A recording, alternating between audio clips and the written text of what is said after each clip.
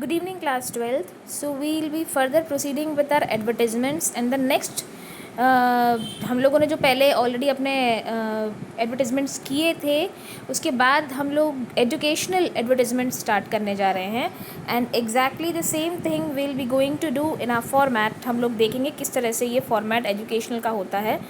Same format with same making of box.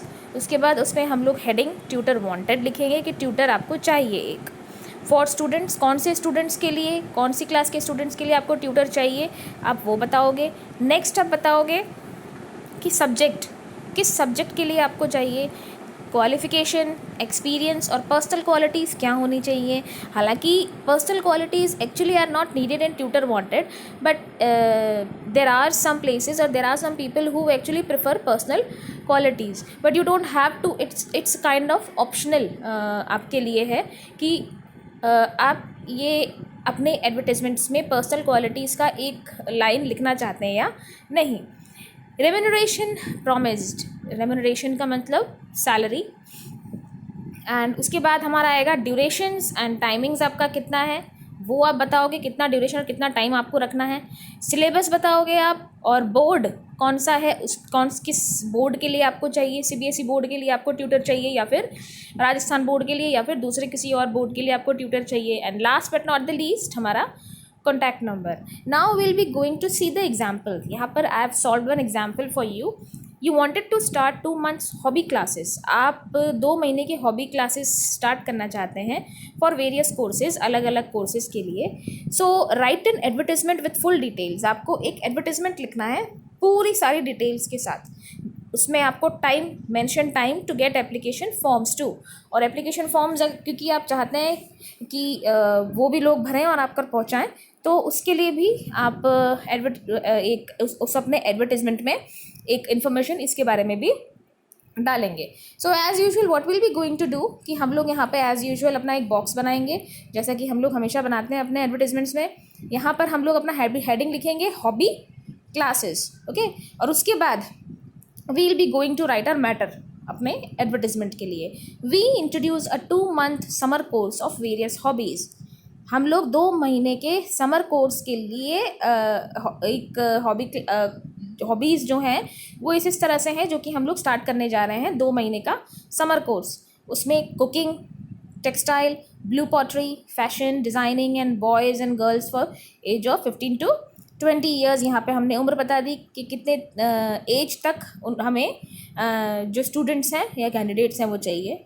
Now will be specifying batch starting, कब से लेकर whatever the month you want to write over here, you can write it over hair.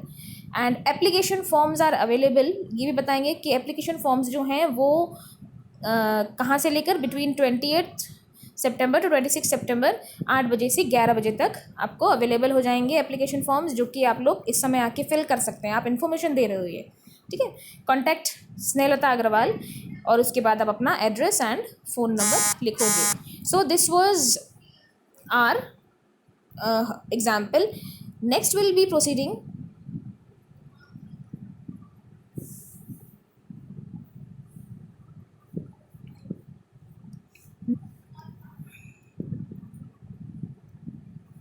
क्या दिक्कत है यार.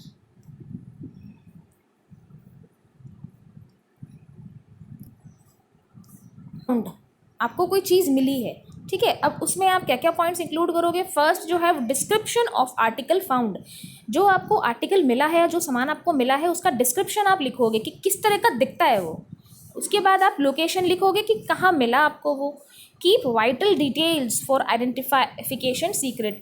जो important details हैं वो आप अपने पास रखोगे ताकि जब जो मेन इसका जो मालिक है, इस सामान का जो मालिक है, जब वो आपके पास आता है तो आपके पास इनफ प्रूफ हो कि यही इस सामान का मालिक है.